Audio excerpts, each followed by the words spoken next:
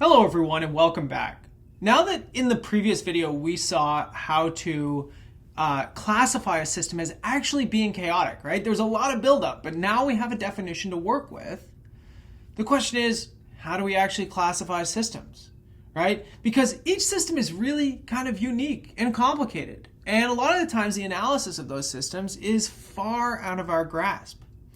One technique that we have to sort of circumvent the complexity of an actual dynamical system is to use what's called symbolic dynamics.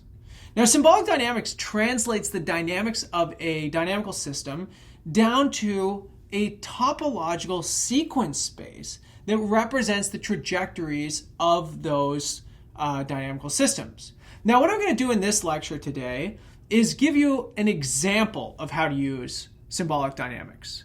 And what you would have to do in practice is actually apply those symbolic dynamics in a very unique way to your unique problem. So identifying the symbols in the sequence space that you're actually going to work with is a complex process. But let me just point a few things out to you, okay? So for my example today, I'm going to look at the same function that we looked at in the previous video. Now, this was just the angle doubling map. The only difference is I made the interval 0 to 1 instead of 0 to 2 pi. Okay, just keep my life simple. You can always just scale the interval, stretch it or compress it if you want. But again, it's just the same thing that I looked at previously. And we already proved that this thing is chaotic, but we're going to do it a different way. And I'm going to show you how symbolic dynamics can be useful to you whenever you're proving things that are chaotic. So here's what you want to do. You want to keep track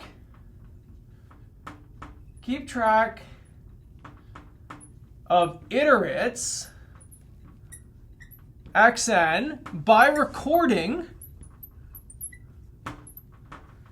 if xn belongs to the sort of the left half of the interval, or if xn belongs to the right half of the interval. Okay, so again, remember what this function looked like? It was a very, very simple looking little function. It just has two pieces to it. So in this case, this is at 1/2. And here's 1. And they coat the interval twice. Again, we've already proved it's chaotic, but basically what you're saying is it on this half of the function or this half? You know, which continuous piece of the function is your orbit landing on? And what this leads to is the actual symbolic dynamics, because you're basically just going to, make a note in your ledger. If it's in the left interval, you maybe call that 0. And if it's in the right interval, you can call that 1. Or you could call it A and B, or you can call it, symbol 1 and symbol 2, whatever you want to call them. But I'm going to use 0s and 1s. I'm going to show you how this works. So I'm going to introduce what's called the shift dynamics.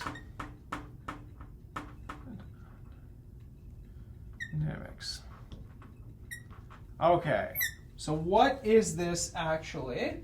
Well, the shift dynamics, I'm going to introduce this space. I'm going to call it capital sigma, and it's going to be a space of sequences, infinite sequences, A1, A2, A3, and so on and so forth, such that each AN is either 0 or 1.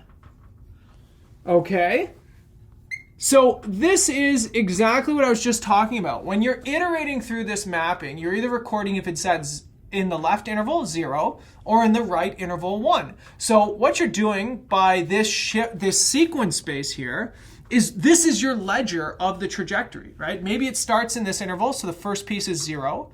And then the next iterate puts it back in that interval, so you get 0.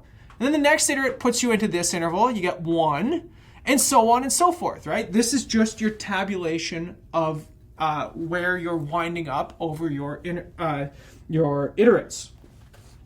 Now, along with the sequence space, we're going to define, so let's define, I'm going to define a mapping from the space back into itself by, well, sigma applied to one of these sequences is just going to take off the first element of the sequence and move everybody down. Okay, so this is A2, A3, and so on and so forth. Okay, so basically this is like the opposite of Hilbert's Hotel, right? It kicks the first person out of the room and moves everybody back a room. So on top of this, we actually have a natural distance between these sequences. So a distance function, so a distance on sigma. We can talk about the distance between two infinite sequences. Let's call it d for distance of AB. This is maybe going to be your first taste of like true topology. But the distance between any two sequences, well, you're going to sum over all the sequence elements. You're going to look at the distance between each element. Remember, they can only take on 0 and 1. And you're going to weight the distance by 2 to the n. Okay? So what this means is that A and B are going to be close if and only if the beginning part of their sequences is the same, right?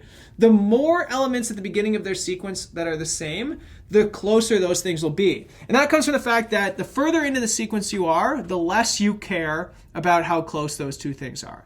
This distance puts more preference at the beginning of your sequence than at, as you go through it. So I'm gonna throw a result up for you. I'm going to tell you this, and you can prove this on your own. It's not a difficult thing to do, but sigma is continuous with respect to distance d. Okay, so again, if you don't know topology, this might be a difficult thing for you. That's why I'm not going to prove it. But again, you can just think about the epsilon delta version of continuity, replace those absolute values with d of AB, and you have a natural way of talking about the distance on this metric space now. But what I'm going to do, I'm going to leave this as an exercise for you. I'm actually going to go further. I'm going to say that sigma is chaotic. So sigma is not only a continuous function, but it's a chaotic function. Think about how basic and kind of almost boring this function is, right? It just takes an infinite sequence and just chops off the first one and then starts looking at everybody after that. Very, very simple function. Turns out that it's a chaotic system. And this is the symbolic dynamics that I'm looking at. The dynamics are generated by iterating through the function on a sequence of symbols, the symbolic dynamics. Okay, so how do we prove that something is is chaotic? Well, we've got 3 conditions to check. So let's check those conditions. So proof. Sensitive dependence.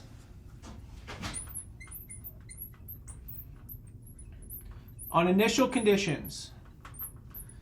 So this says that if 2 elements start very close together, eventually they're going to separate. And eventually they will, move apart from each other. So let's say given a sequence A1, A2, so on in sigma, we show that there exists another sequence, B, in sigma, such that, so as close to A as we want, or as we wish, with the distance of their nth iterates under this mapping sigma eventually can be thought to be bigger than or equal to 1/2 for some n greater than or equal to 1. Okay, so this is not using the Lyapunov exponent because the Lyapunov exponent doesn't necessarily have a precise analog here, right? Remember that was sort of defined for real valued interval maps. But the sensitive dependence, it has the same meaning. It says that if you start very, very close together, eventually you're going to separate. So what we're going to say is that if you take any sequence element, you can always find something as close as you want to it that eventually gets further away. Its distance is always going to be, after n iterations, at least a half. So the question is, how do we actually find this? Well, it's really easy to find this sequence, and it just comes from this notion of distance, right? So let's say fix any n greater than or equal to 1 and we're going to set b equal to, well, we're going to take its first capital N elements to be the elements of A. So A1, A2, all the way up to A capital N. Okay, so its first capital N elements are exactly the first capital N elements of A. Take a look at this. That means that this distance is 0 for the first capital N elements here. But the next digit, we're going to flip from A. So if an plus 1 is a 0, this is going to be a 1. If an plus 1 is a 1, this is going to be a 0. So the first n are exactly the same. The next one is different. It has to be different. And after that, let's just pack in the rest of the A pieces. Okay? So you just flipped one digit here. Well, what does this actually mean? Well, this tells us that the distance from A to B, this is, again, just by definition, n greater than or equal to 1, an minus bn divided by 2n. Well, let's take a look at this. Again, the first capital N pieces flip here, and actually you're only left with the capital N plus first element. But in this case, you're going to get an minus bn divided by 2n, which is just greater than or equal to 1 over 2 to the capital N plus 1. Less than or equal, pardon me. Which this can be made as small as possible. So, you want those two things to be within a distance of 1 over a million. Just take capital N as big as you want. So that's good. That's as small as we like. But if we take, let's take the nth iterate of this thing. The nth iterate of A is equal to, an plus 1. So we're just chopping off all of the first pieces. The first A1 gets chopped off on the first iterate, A2 on the second iterate, and so on and so forth, until after n iterates you have an plus 1. And if you do the same thing to B, this is equal to, again, remember we flipped that digit. And so what this tells us is that the distance between these 2 points, after n iterates,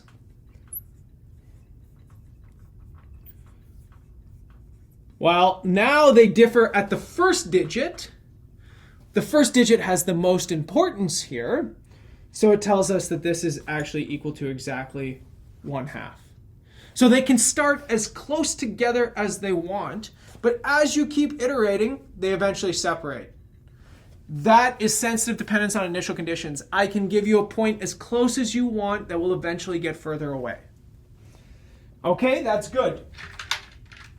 Now, 2 periodic points are dense in sigma. Okay, again, now we need to know first of all, what the periodic points look like, and second of all, what it means to be dense in this space.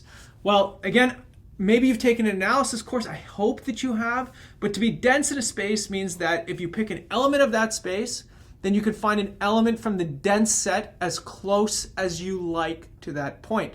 For example, every number can be approximated by a rational number, right? You just take a finite digit expansion. This is what we do on computers. This is, somebody tells you pi is 3.14159. That's a rational approximation of an irrational number, pi. The more digits you add to that, the better the approximation. Same thing happens here, okay? If I pick a random element of sigma, I should be able to find a periodic point that is as close as I would like to that. Now, the question is, what do periodic points actually look like in this system? Well, they are infinite sequences that repeat after some number of iterations of sigma. So let's actually just investigate this for a second. What would be a period 1 point? Well, a period 1 point is a sequence that whenever I chop off the first digit, I get exactly the same sequence. So that means that A1 is equal to A2, A2 is equal to A3, A3 is equal to A4, and so on and so forth. There's only two sequences that will satisfy that. That is the constant sequence 0 and the constant sequence 1. Okay, so in this case, there are two fixed points of my mapping sigma, and they are just the constant sequences. Now you can go further. You could say that in general, pick any finite sequence. Any finite sequence. Let's say A1 all the way up to AN, where each one of these elements is a 0 or a 1. Then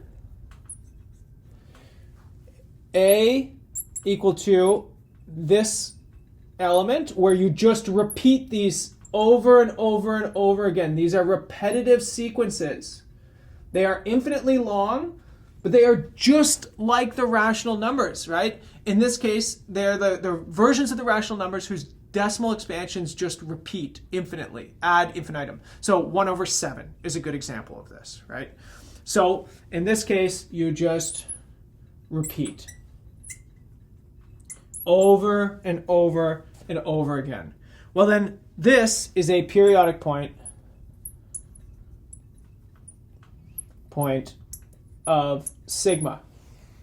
Okay, so I think that that's probably pretty easy to see, but after you iterate sigma n times, you just repeat. You get this is an infinite sequence. It just repeats over and over and over and over again. Just like 1 over 7, that decimal expansion repeats over and over and over again. Well, then if you just sort of scroll through the digits and you start throwing out digit after digit, the sequence is going to look exactly the same after a finite number of throwouts.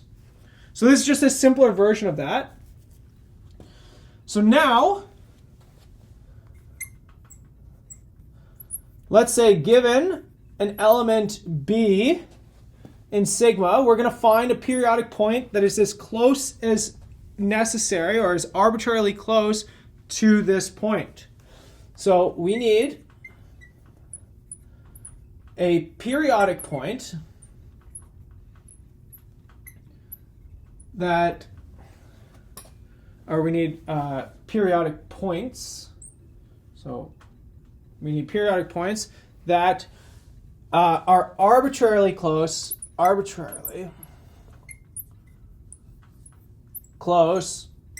to B.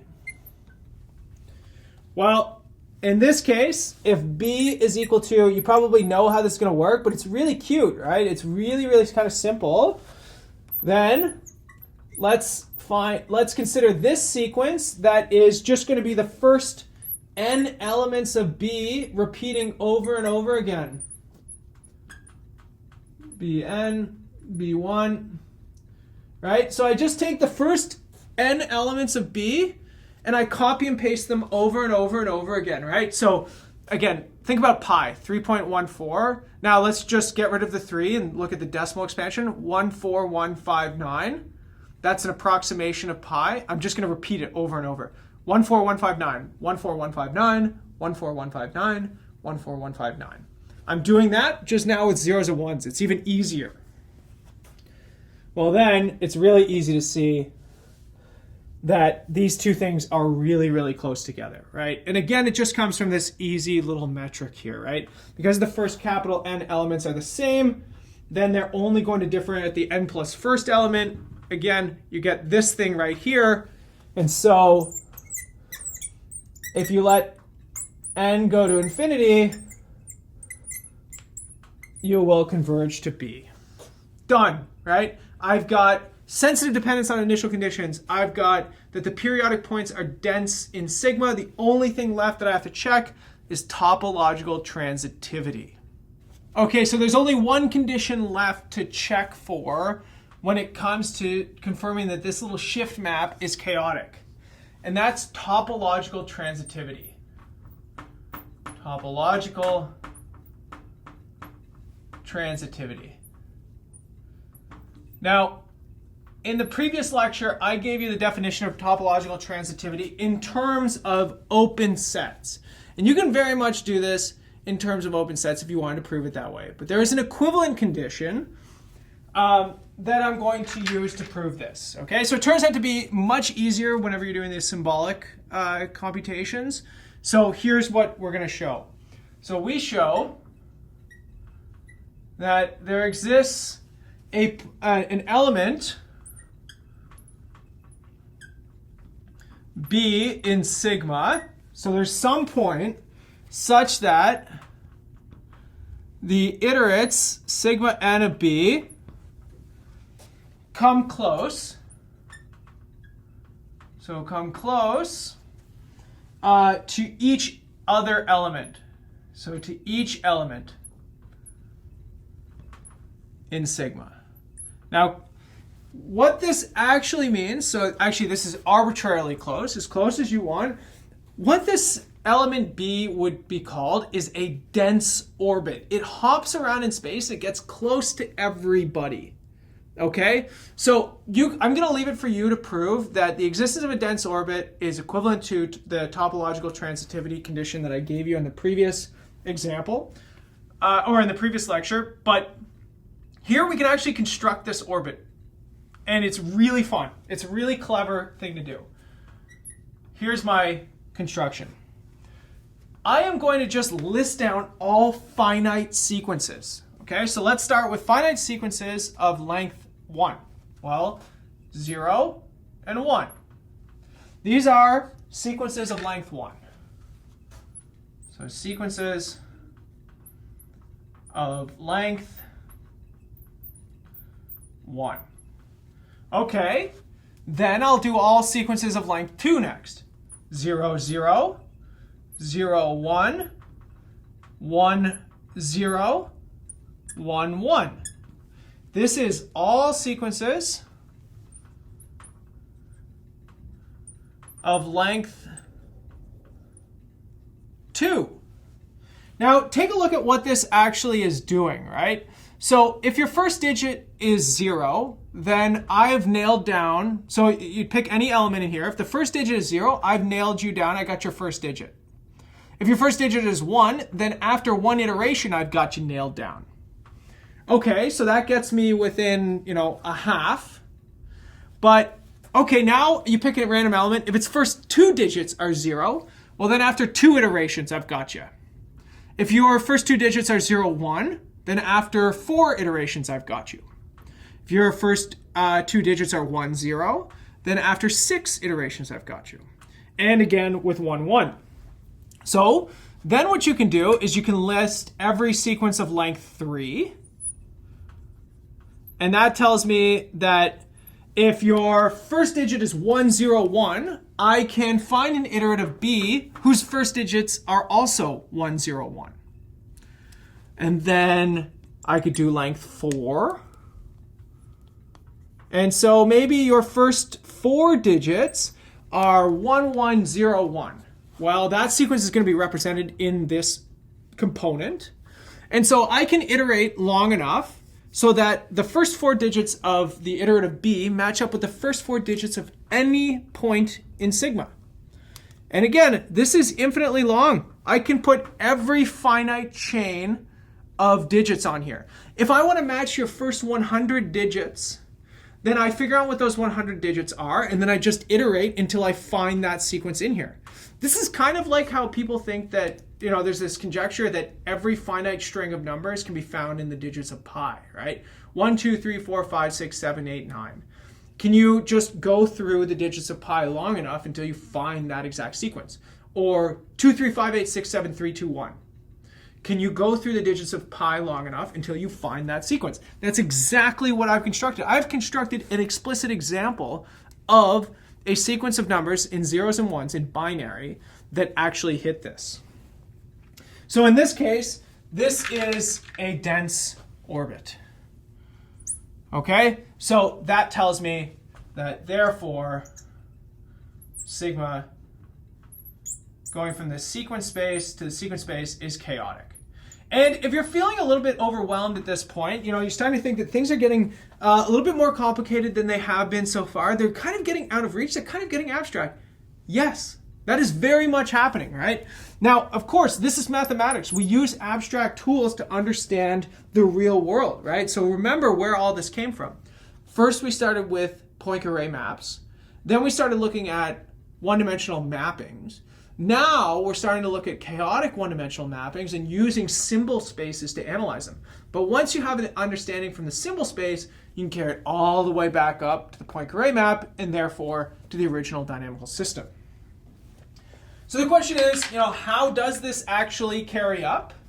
Well, it carries up through a coding.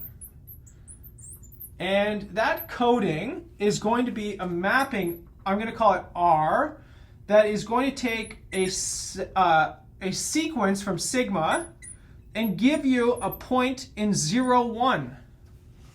Now, how does it do it? It's going to do it by taking a sequence, A2, A3. Remember, these are zeros and ones, and mapping it to a point which is going to be, you take an, you divide it by 2n. This is essentially a binary embedding, right? This is actually a binary representation of every single number between 0 and 1. That's how you should think about this. That's literally what this is. It's not just a way to think about it. But I want you to be careful. Careful. R is not 1-to-1.